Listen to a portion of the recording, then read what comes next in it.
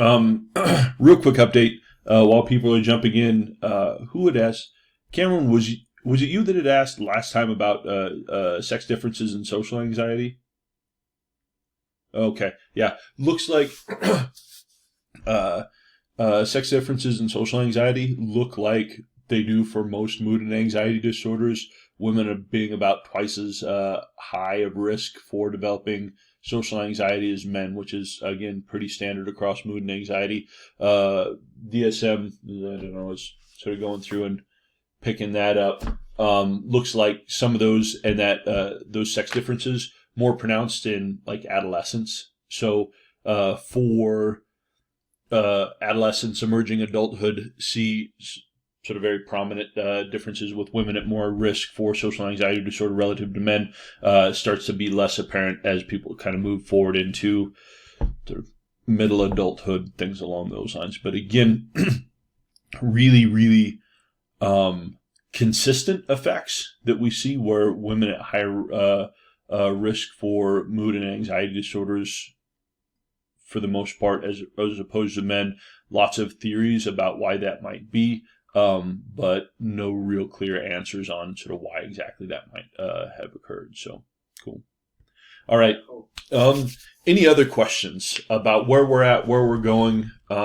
Just a quick plug, final plug for research. So we'll let you know that just with the way that things work, there may be coming online more research opportunities in this next the last couple of weeks of the semester. So our participant pool gets open up for anybody running studies who can just kind of go in and pick up participants. So if you're not quite there at that 9 hours and you're wanting to get there, or you're not quite at your 6 and wanting to get there, keep an eye on SONA because there may be additional research opportunities popping up that are new. So monitor that. Again, make sure that you're going to hit whatever mark it is that you want to hit. I can't emphasize enough how much of a buffer that research and extra credit makes in terms of your overall grade. So if you haven't got that under control, just monitor that. Make sure that you're getting that under control.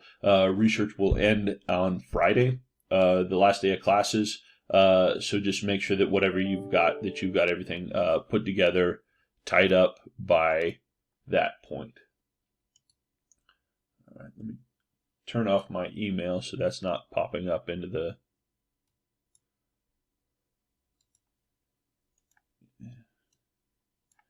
Told the bookstore like 7 different times that I'm not teaching anything next semester, and so I don't need to give them textbook stuff, but like, why you ask me for textbooks? You guys never order enough of them anyway, and then I got all my students hanging out and can't get their books. So, contentious relationship with the bookstore. All right. Going to jump into mood disorder stuff, okay?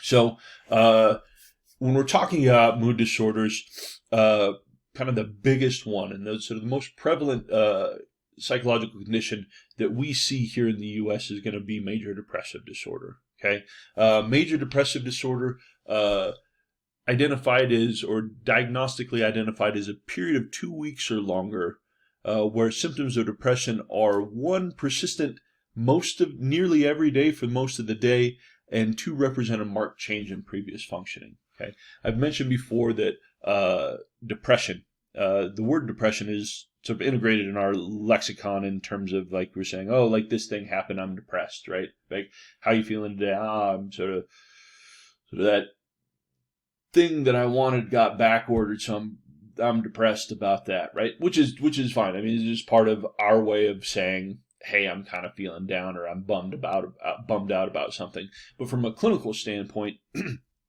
a major depressive episode is representing a very specific thing. And again, what we're seeing is some shift in functioning, where we're seeing symptoms of depression being present nearly every day, most of the day, for a period of at least 2 weeks. Okay, and these symptoms of depression, you don't have to memorize these. I'm not going to say, hey, give me which one of these are symptoms of depression. This is just so you kind of know what we're talking about in terms of formal diagnostic symptoms. Depressed mood, loss of interest. We see appetite disturbance. Okay. Generally, what we see with depression is a reduction in appetite. If you or someone you know has ever struggled with a period of depression, what we often see is people say, I can't eat, I don't want to eat, I just have no interest in it, everything tastes like cardboard, I just have no interest in eating. We see reductions in appetite, potential reductions in weight, but we can also see in some cases increase in appetite. For some individuals with their depressive episode associated with increase in appetite, overeating, weight gain, again, reductions in appetite, more typical, but we do see things going on the other way. Same thing with sleep disturbance. What do we typically see with depression in terms of sleep disturbance? Sleeping more or sleeping less? Insomnia, right? We do see insomnia, right? But generally what we see with depression is hypersomnia, okay? Sleeping too much, right? I'm in the middle of a really kind of nasty depressive episode, and so I am sleeping 10, 12 hours a day, right? When I normally get 7 or 8, right? So we generally see people sleeping too much, but we can get, Kate, as you mentioned, we can get the other things that go in the other way. We can get insomnia. People aren't able to sleep during episodes of depression. Again, also see psychomotor disturbance for individuals. And if you've ever been around individuals who are experiencing some symptoms of depression, how do people with depression move?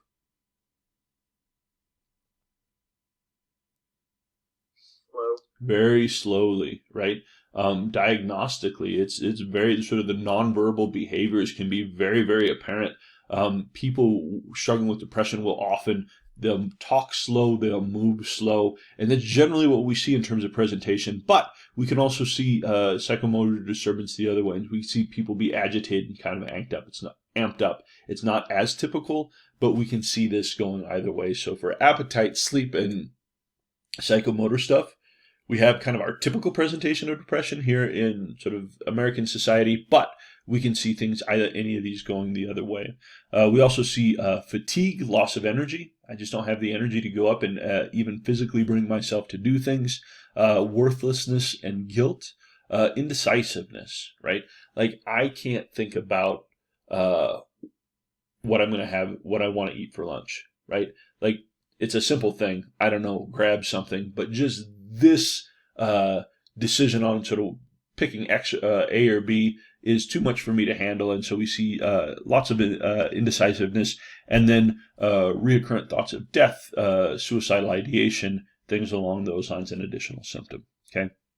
So for a diagnosis of depression, you need 5 or more of these symptoms occurring nearly every day, most of the day, for a period of 2 weeks or more, in order to qualify a major depressive episode.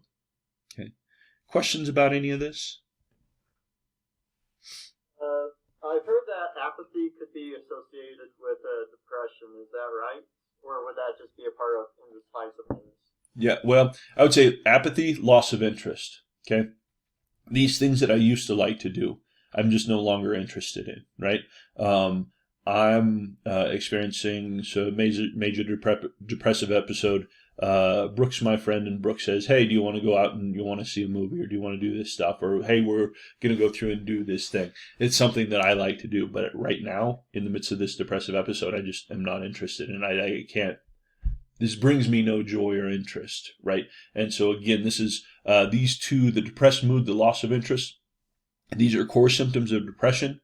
And so we need one or either one or the other to be present in order to diagnose. If I'm seeing appetite disturbance, sleep disturbance, fatigue, worthlessness, thoughts of death in the absence of depressed mood, loss of interest, we're probably diagnostically talking about something else. So that depressed mood, that apathy, loss of interest, those are core symptoms of diagnosis that we would need to have in order to sort of diagnose someone with a major depressive episode. So some features. Whoops. Yeah. How does the marked change in previous functioning come into that? If someone has major depressive disorder for like a really long period of time, and so it's not a marked change in difference? Yeah, Olivia, that's a great question. What we then get is starting to get into something that we now call in our current diagnostic system a pervasive depressive disorder. And this gets into sort of stuff that you won't have to worry about here. Depression is generally considered a chronic condition. Some people, it comes in waves. I'll have an episode and then I'll have a period of remission where I'm sort of doing fine, perfectly sort of back to normal. And then maybe down the road, then I have another episode. But the trajectory for some individuals is more chronic. And so what I may see is I fall into a depressive episode that lasts for a long time, or maybe I'm always fighting with some subclinical level of depression, so low level of depression, something we used to call dysthymia, and occasionally I'll drop down into periods of an intense episode, right? And so that marked change in previous functioning just says that, hey, some of us, so the individual differences in terms of where we fall, right? Some of us are super high, sort of extroverted and things like that. And so maybe a marked change for me gets me down to someone who's just kind of dysthymic as it is, right? For me, that's going to be a marked change. I'm sort of at the level of this other person, but what it is it's a change based on my normal level of functioning. And so that's what that criterion is trying to get at. Had a question. 1, do we have class next week? Yes, we do. 2, does severity of the diagnosis change depending on how many symptoms they have? Yeah. When we're thinking about, and again, when we went back talking about continuum of psychological symptoms, right? I can go anywhere from having no depression to very extreme depression. Somewhere in the middle of that is, okay, here's our cutoff for meeting criteria for a major depressive disorder. But as my episodes start to get more and more severe, probably I'm going to see more and more of these symptoms coming up and associated with greater and greater levels of functioning, right? With any of this stuff, right? If I'm talking about thoughts of death, right? That can go from, hey, sometimes I just wonder if maybe world would be better off if I weren't around, or it would just be easier if I didn't have to deal with this type of stuff, all the way to I'm actively thinking of harming myself. I have a plan and intent to do so, right? So with any of these, when we're talking about severity, we're talking about number of symptoms, and sort of the intensity of some of these symptoms determines severity of the condition. Other questions with this? All right. So some features of depression. Lifetime prevalence, about 18% nationwide, suggesting or indicating that across the course of our lifetime, about 18% of individuals in the U.S. will meet criteria for major depressive disorder at some point. Major depressive disorder, most common psychiatric diagnosis in the U.S., while anxiety disorders as a whole, the collection of anxiety disorders, are the most common and most expensive. Major depressive disorder, the single most common and the single most expensive diagnoses in terms of mental health stuff in sort of our recognized conditions. We see high rates of completed suicide in individuals who struggle with depression, about 15%. And then we see, again, women at about twice the risk of experiencing an episode of major depression than men, with estimates for women as high as 25%, which is mind-blowing, right? To think that a quarter of women over the course of their lifetime at some point in time are likely to experience a major depressive episode, and the intense disruption and interference that these episodes can cause, sort of making this a serious mental health issue. Okay. We also know that when we're looking at, and we talked about depression being a chronic condition, that we see the kind of a feed-forward cycle where the number of previous episodes that I've had start to become likely, or are very strongly associated with the likelihood of developing subsequent episodes. So if I've had one episode of major depression in the past, the likelihood of me having another one is about 60%. If I've had 2 episodes in the past, the likelihood of reoccurrence is 70. 3 episodes in the past, we start to kick up into getting fairly certain that I will likely experience additional episodes sort of down the road. Now, this is just saying at some point later on, likely to experience an additional episode of depression here, but past behavior predicts future behavior. If I've had a number of depressive episodes in the past, the likelihood of me experiencing more at some point down the road starts to become increasingly likely, which is a difficult thing and can sort of lead some people into feelings of despair. But with this, like many types of mental health issues, prefer to think about this in terms of sort of a vulnerability. If I've had previous episodes of depression, I'm more vulnerable to experiencing subsequent episodes of depression.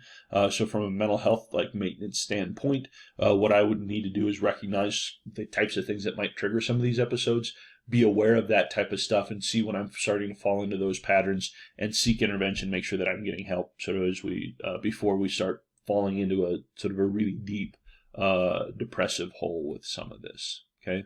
What we also know, and we talked about this in our first lecture in this area, is that the prevalence and characteristics of depression varies quite a bit by culture. Again, talked about previously, Japan having very low diagnoses or rates of depression, the U.S. having the highest levels, and then in terms of clinical impairment or sort of clinical presentation, looking noticeably different in Western and non-Western cultures. For non-Western cultures, some of those symptoms of fatigue, appetite disturbance, sleep disruption, some of those more kind of physiologically oriented symptoms being much more prevalent and characteristic of depressive episodes in non-Western cultures, as opposed to the more cognitive, like the guilt, the despair, the suicidal ideation that starts to become kind of the defining features in presentations of Western depression. Yeah. Questions about kind of features of depression, what this looks like when we see it out in the universe. Yeah, so I have a question about culture's effect on depression. Yeah. So, is the diagnosis rate lower because it's less accepted in certain cultures, or do you think, it's just because people are actually less depressed in certain cultures? Yeah, no, that's a great question, Colin, and sort of kind of the big thing, right? Like maybe what's happening is we're just missing it in other cultures. Maybe it's happening at the same rate across the board. We're just not, people aren't willing to admit or sort of take this into account. That actually looks like it's not the case. It does look like there are, even when you take some of those things into consideration, some difficulty or systematic differences cross-culturally in this cross-cultural research that starts to come up. And this is always the question when we see differences in across different groups, right? Same thing with sex differences across men and women. Well, maybe men are just less willing to admit being depressed than women, right? And if you just saw and we're basing rates on like who's coming through the door to receive psychological services, probably some things there. So men just being less open to going through and receiving treatment than women, maybe. But this is based on sort of really good, strong epidemiological research, right? So that where they're going out and sort of getting samples, not just people who are seeking treatment, and accounting for some of that. And we still see some of those differences there, right? So again, leading us to suspect that there are likely a number of cultural issues that are going into sort of separating out higher rates in some communities than others. But yeah, that's a good question, and always the thing that we should be thinking about, questioning our results and saying, hey, does this reflect a true difference, or is this something that could be something's back there that's going on that we didn't measure that's actually creating this discrepancy? All right. So in terms of etiology means where does it come from? How does this stuff develop? What we see, like everything else, combination of genetic factors and environmental factors. We see heritability of depression about 37%, so it's got a fair level of heritability. If my mom or my dad or my grandparents, brothers and sisters struggle with depression, the likelihood of me struggling with depression as well ticks up just based on sort of some genetic risk. But what we see is that the genetic risk for depression looks to be more general than specific. Okay, and what this means is, as opposed to some conditions, thinking about bipolar schizophrenia, we see a pretty tight association between sort of genetic risk of, bipolar in my family and sort of my risk for bipolar disorders. Depression looks to be sort of more general. So let's say my father struggles with depression, right? My risk for depression is greater, but my risk for other types of disorders, anxiety, sort of mood-related stuff, also goes up. So we don't see as tight of a one-to-one thing. Familial history of depression looks like it's a bigger risk for mental health issues more generally, as specifically for depression. Okay. We also see, interestingly, that if we're thinking about environmental factors, what we see in the majority of initial cases of depression, if we go back through and we are talking with folks who struggle with history of depression, if we go back through in interviews and take a look at that first onset, the first time I really struggled and hit that major depressive episode, we often see that some psychosocial stressor was involved in that. Okay, so maybe I sort of lost a family member, or there was a relocation, or some type of thing in my environment that I had a really difficult relationship terminate, or something along those lines, right? We see some sort of psychosocial stressor oftentimes in those initial cases. But as we go forward, remember we said that once we have an episode, our likelihood of subsequent episodes increases. What we see for those subsequent episodes starts to become less dependent on outside stressors. What we talk about this, you hear this sometimes referred to as endogenous depression, meaning that I'm going along, like things are objectively fine. There was no real specific stressor that happened. I just started to fall into a depressive episode in the absence of some sort of external stressor. So interesting feature here, recognizing that environmental factors start to play a different role depending on where people are at in this trajectory. Initial cases, psychosocial stressors look to play a strong role, less so for subsequent episodes. Okay, and so when we're thinking about sort of why are some people more at risk for depressive disorders than others, what we see as a major hypothesis here is our serotonin hypothesis. 5-HT is just the shortcut for serotonin. And the serotonin hypothesis, and I'm sure most of you are familiar with this, the idea that major depressive disorder is the product of low serotonin. Okay, have people heard this? Is this sort of general understanding? Okay, you getting a couple thumbs up? Okay.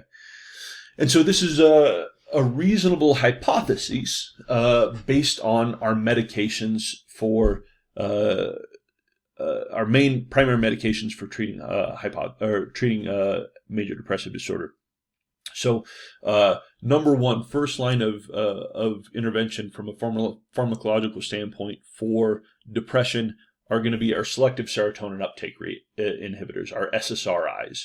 Okay, and our SSRIs, remember, if we go way back to sort of the second unit when we're talking about neurotransmitters and sort of synaptic transmission and things like that, remember that when our neurons get a signal from adjoining neurons, where they go through, action potential runs down, hits the terminal buttons, and releases neurotransmitters into the synapse. Those neurotransmitters go across the synapse, lock into receptor sites in the other cell, and sort of if there's enough action, then it sort of sends the signal over, right? But then we got a lot of neurotransmitters in that synapse.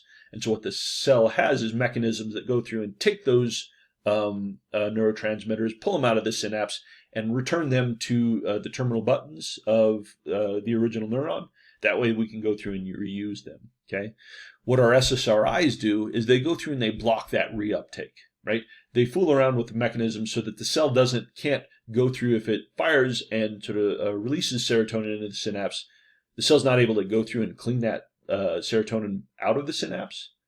So that serotonin is just hanging out there and giving it continuing opportunities to fire the adjoining serotonin neurotransmitter. And so what it does is functionally will go through and increase serotonin activation in the brain. And what we found is that these medications look to be effective, at least to some extent, in treating depression in some people. Okay, so the serotonin hypothesis makes sense. I've got a medication that increases serotonin activation. This medication looks to be effective in some cases of depression. Therefore, depression must be a function of low serotonin because the medication that we use to treat it increases serotonin, which then sort of helps out with the depression, right? So it's reasonable, right? But there are some problems when we start to get in and actually look at the research here. Is what we see is based on sort of evidence that we have is our serotonin levels by themselves probably insufficient to account for major depressive disorder, right? Serotonin might be part of it, but it's not the whole thing, right? Because things that we see is that not all individuals with low serotonin are depressed, right? If low serotonin was the cause of depression, anybody with low levels of serotonin should be depressed, but we don't see that. We see plenty of people with low levels of serotonin who are functioning just fine, right?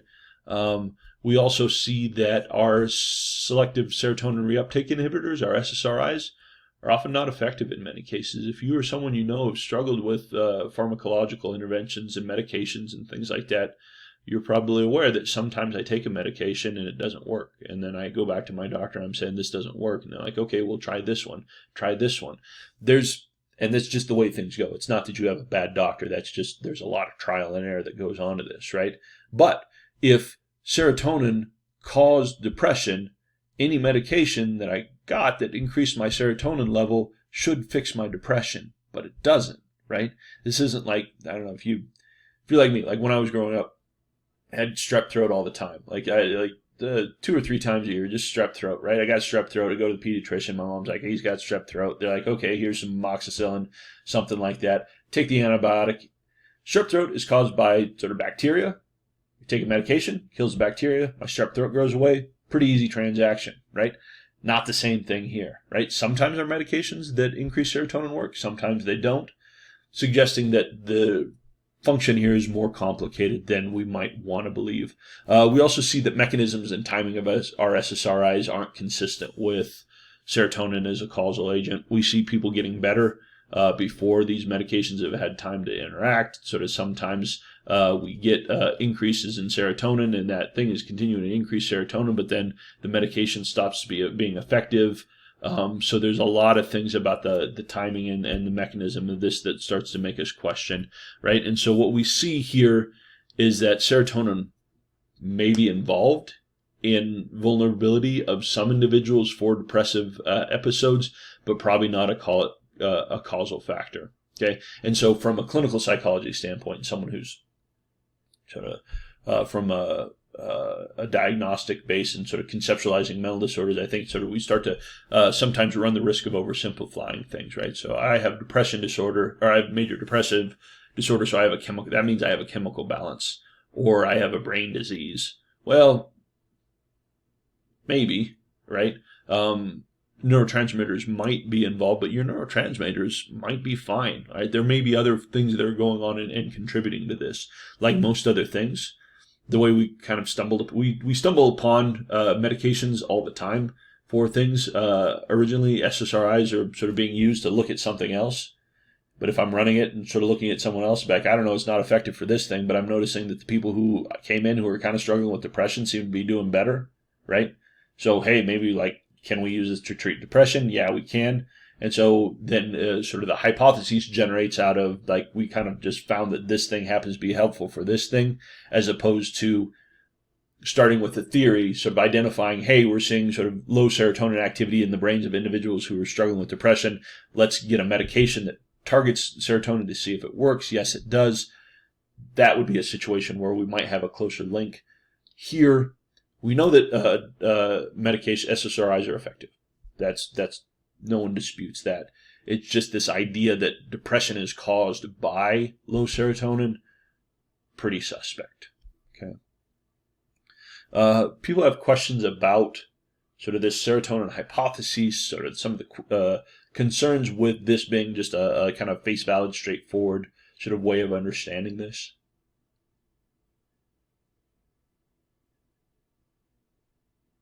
People okay with this? Okay, cool.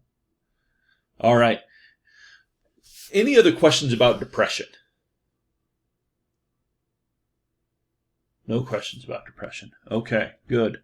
We got that covered. I'm going to switch over and going to talk about some other mood-related disorders within the bipolar spectrum. We're talking about bipolar and related disorders. We're talking about a couple different flavors here. Diagnoses we have under this umbrella are going to be bipolar 1, bipolar 2, and cyclothymic disorder. We're not going to cover bipolar 2 and cyclothymic disorder. We're just going to talk about bipolar 1. But if this is an area that's of interest to you, or any of the stuff that we're talking about in this section, abnormal psychology, that's going to get you in sort of a lot of these different areas and things like that. Okay? So we're talking about bipolar disorder. Bipolar disorder is indicated by one or more manic episodes, usually preceded or followed by an episode of depression. Okay, what's important here, right? Bipolar disorder, we used to call this manic depressive disorder. It's sort of thought of just out in the public as like, oh, it's this swing back. I'm so moody. I go back and forth between this and that. I was just looking at myself and this is a nice one. I like this. This cures my depression. It makes me happy. Got kind of a jazz hands thing going on. What we need in order to diagnose bipolar disorder is just the mania. Bipolar is predicated only on mania. Now usually people will have depressive episodes, but the depressive episode is not necessary or relevant for our diagnoses. Okay, relevant for treatment and how we go through and approach that. But what we're focusing on here is mania. Okay, and when we're talking about mania, what we're seeing here is a manic episode defined by a period of abnormally and persistently elevated or expansive mood continuing for about a week or more. Okay, and this is another thing that's this is vocabulary that's leaked into our lexicon. People say, "Oh, I'm so manic," or "So I'm manic. I'm manic depressive," or "So and so's so bipolar." Fine, whatever. When we're talking about it in a clinical setting, it starts to become very important and sort of very difficult to start to diagnose oftentimes, right? So what we're seeing is not just, Hannah, you're in a good mood for a couple of days and you're just kind of busy and you're sort of more outgoing than you used to be and like, oh, whatever is going, I'm just kind of, who knows, I'm just kind of feeling up on top of things. What we're talking about in a manic episode is abnormally and persistently elevated and expansive mood, continuing for at least a week, accompanied by a series of symptoms. So what we see is characteristics of clinical mania: inflated self-esteem. Okay, and this isn't, hey, I'm kind of depressed, but now I'm kind of feeling okay about myself. I sort of outlook is looking a little bit brighter. What's going on is here with this inflated self-esteem is I am on top of the world. No one is better than me. I am a special person. Like, no one else is really on my level. Like, I'm going to go through and I have the power to go through and do amazing things that no one else can do. Now, some of this is like, you might just kind of have high self-esteem, right? But what we're looking at here is a marked shift. Like, sort of here I am. I'm a normal person. Like, I'm fine. Like, I am okay with me. But, like, so I'm sort of recognize sort of my place as a professor in the university. I'm okay, right? But now I'm going through to like, no one is at my level. People can't even understand me. I'm through the roof in terms of my self-esteem. Also see decreased need for sleep. Now, characteristically, people are like, oh yeah, no, like I haven't slept for 10 days and that means I'm manic. Well, maybe in a sort of an intense level, but what we see is just reductions in sleep. I'm able to go through and I'm still feeling on top of the world with very, very little sleep, and that's a significant reduction from what I've sort of my typical sleeping patterns. We start to see pressured speech, right? Not just I'm talking fast. We see sort of pressured speech and a flight of ideas sort of going hand in hand. I'm going to go through, normally what we would do is we watch a video, but sort of YouTubes and stuff like that. What I'm going to do is I'll send you some links for a couple of people who are experiencing this, sort of watch this. You'll see the pressured speech. I'm talking 1,000 miles an hour, jumping from one thing to the next, to the next, to the next, to the next, to the next. Loose associations between one thing to the next thing to the next thing. That's a big difference than sort of the person's normal response. Seeing distractibility. So I'm here, I'm kind of all over the place. Increased participation in goal-directed activity. All right. What this looks like is now all of a sudden I get hyper focused on this thing and I'm sort of doing things in this area and sort of going through. But when we start to see severe mania, we see I'm going to start my own business. I'm going to go through and I'm going to do this. I'm going to do this. I have this idea. I'm going to run for president. And I'm going to come from behind. No one knows me, but I'm going to change the world. And I'm going to do sort of start this business or start this school, or sort of I'm going to go through and I'm going to sort of go back to law school. And I'm going to like sort of things that start to become problematic. And sort of what this is often coupled with participation in pleasurable and high risk behaviors. So increase in drinking, risky sexual behaviors, buying sprees. I've sold my house for $100 because I'm going to leave all this behind me and I'm going to go to the Himalayas and sort of climb Everest to go through and do this, and I'm going to be a world-class someone, right? It doesn't make sense. And it sort of starts to get more in severe cases. What we start to see is things that are accompanied by sort of delusions and hallucinations. Sometimes it's tricky because like people are out to get me, or I've got a plan. I'm getting messages from these resources or these sources that are telling me to do X, Y, and Z. So in the high end, it's pretty easy to see. It's a marked shift in behaviors, right? And it's incredibly disruptive. But sort of we sit down towards the lower end of things, sometimes hard to sort of try and tease this stuff apart. Okay. Questions about mania and kind of what we're looking at in terms of manic episodes. All right. What we see, and this is, again, this starts to become sort of one of my own soapbox issues, is, think of it as, bipolar disorder is a very serious condition. It's very serious. Like, you don't want to have bipolar disorder. It's not cool. It's not. Sometimes it's portrayed as, oh, this person is a genius because they run into manic episodes and they're able to solve crimes and problems and things along those lines. That's not how this works. This is an incredibly disruptive and debilitating condition. It can be managed, but it's something that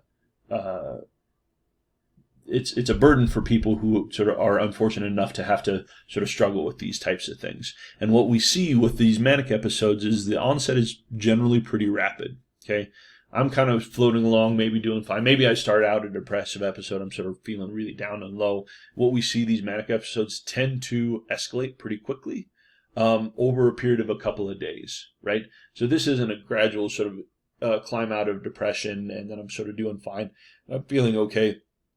What we see is sort of this happens pretty quickly, and these episodes, in the absence of treatment medication, tend to last anywhere between 3 weeks to several months. You need to have a week long in order to diagnose this manic episode, but they generally last much, much longer than this. Okay.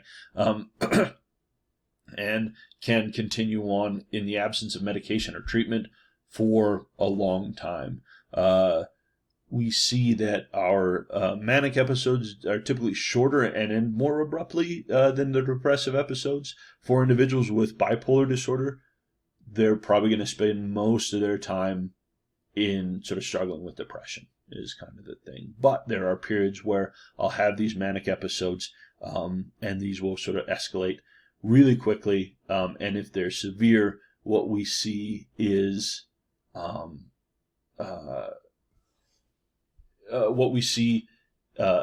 that in severe cases they can start to become incredibly disruptive. I'm seeing someone in the chat said Kanye's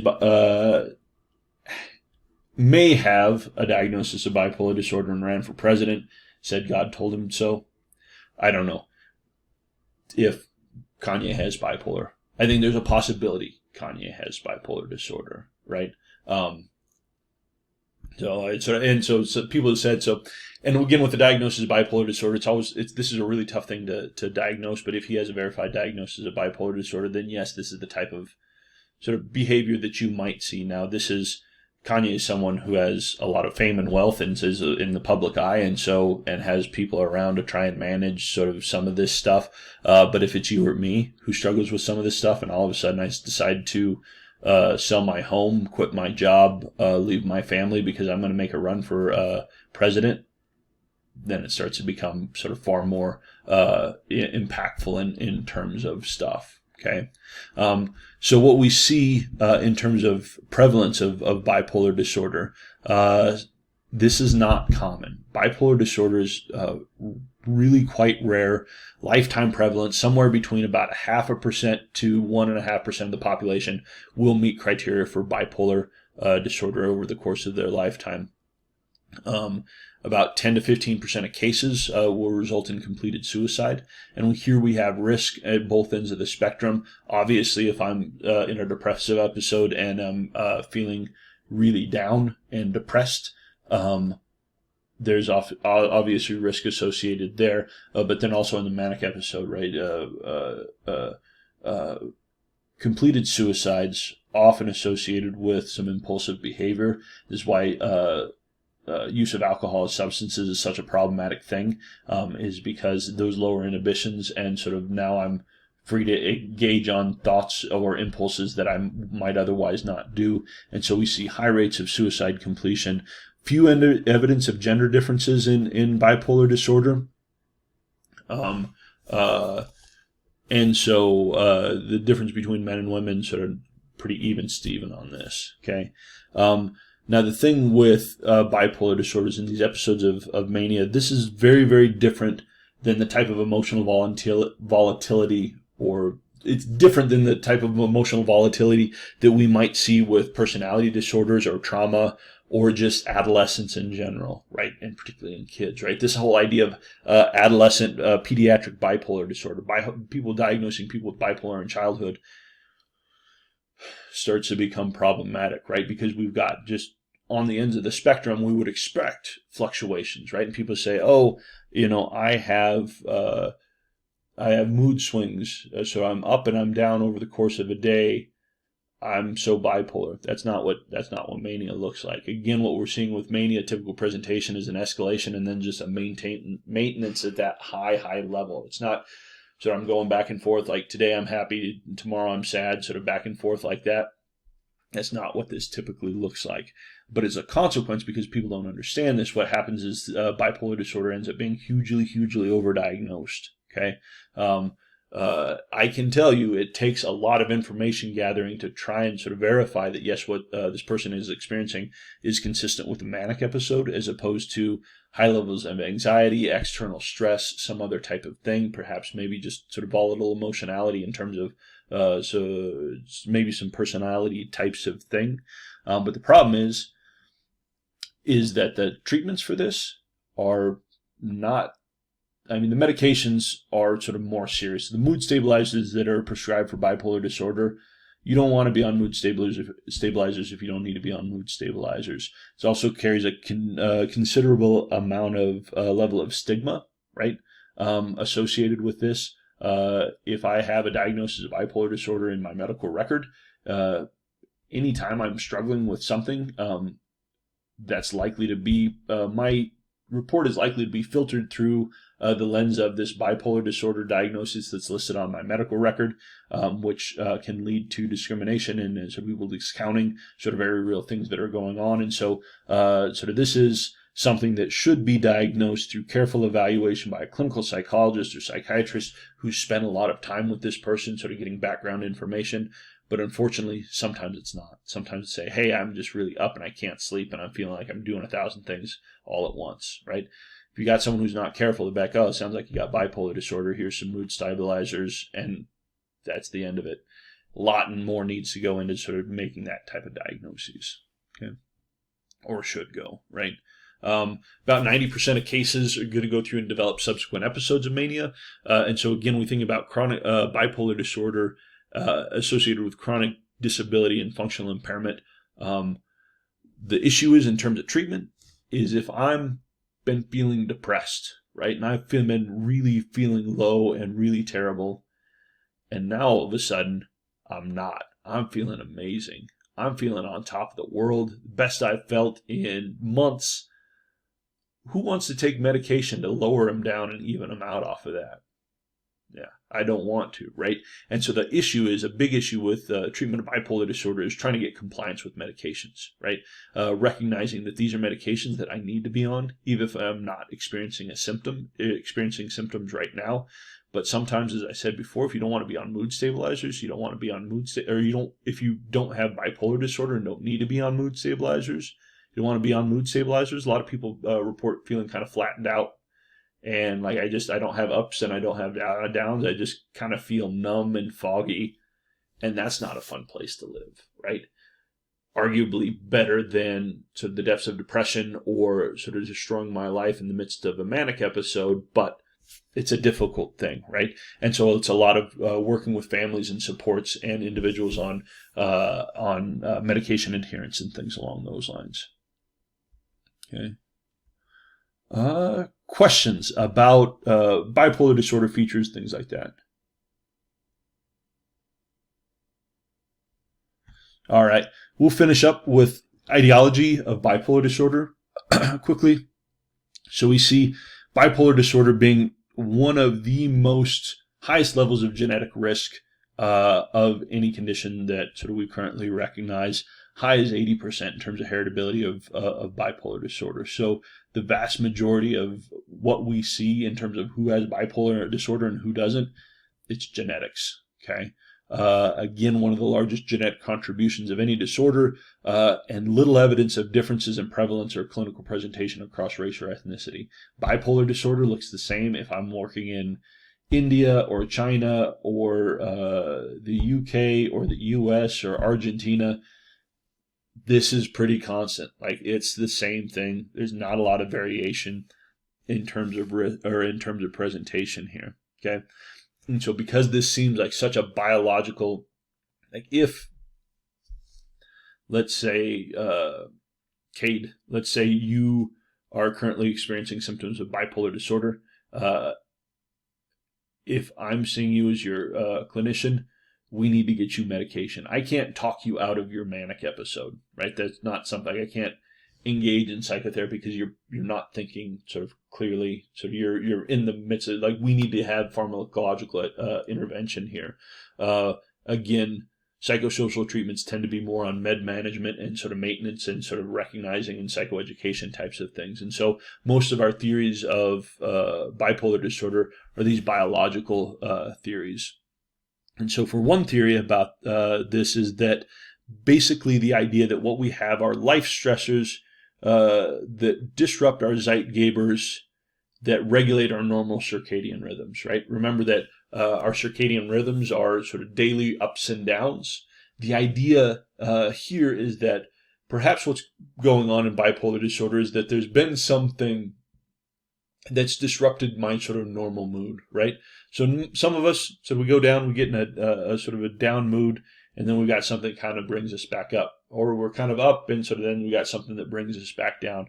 The idea with bipolar disorder is this idea that I'm either running way, way too high for too long or way, way low for too long. Something's sort of disrupted that natural thing that brings us into equilibrium. And the idea is that some external stress or things starts to disrupt these natural biological rhythms that sort of with the disruption leading to both depression and mania. Okay, remember back from our Unit 2 stuff, talking about Zeitgebers, as these are the signals. These are the stuff from the environment that tell us that help us, our body, our systems regulate.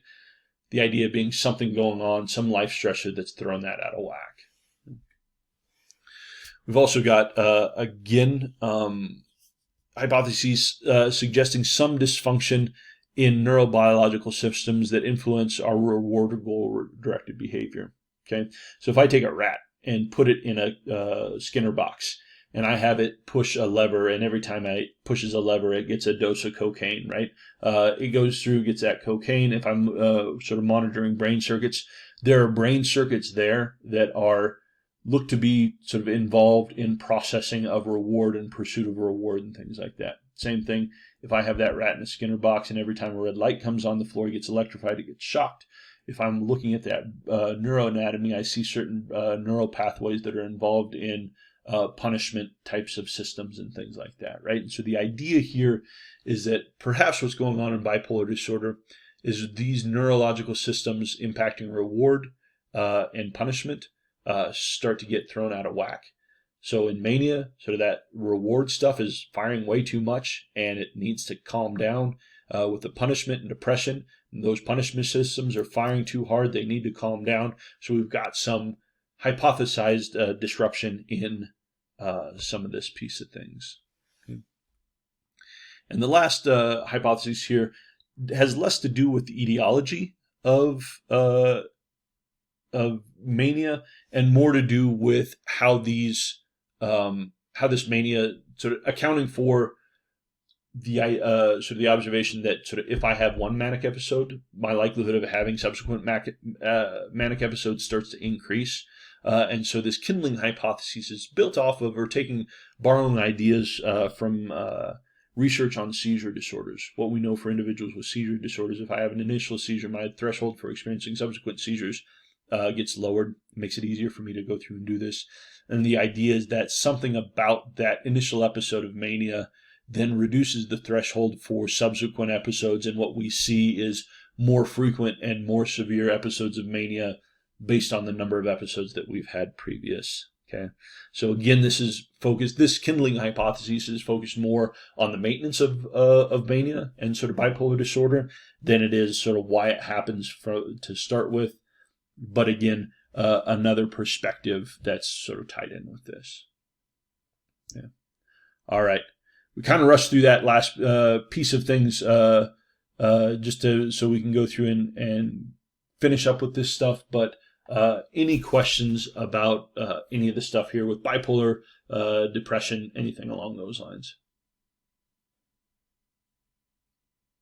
Okay, I'll interject real quick. I just got a chat from Samantha. Sounds like her audio is not working, but what she said is to remind everybody, look out for an SI, an announcement about SI on Monday. Says only 2 more SI sessions, so definitely make those if you can. Again, we'll have class on Monday and Wednesday of next week. Now, obviously, sort of Wednesday's the day before Thanksgiving. I don't know what your plans are. If you can't make it, that's fine. Like, you do you. But I will be here doing live lecture, so we'll post it. You can get caught up on that, and we'll be good to go there. So, any other questions? All right, folks. Well, thanks for hanging in there with me. Stay safe, stay healthy. Try and enjoy your weekend, and we will catch you on Monday. All right. See you, folks.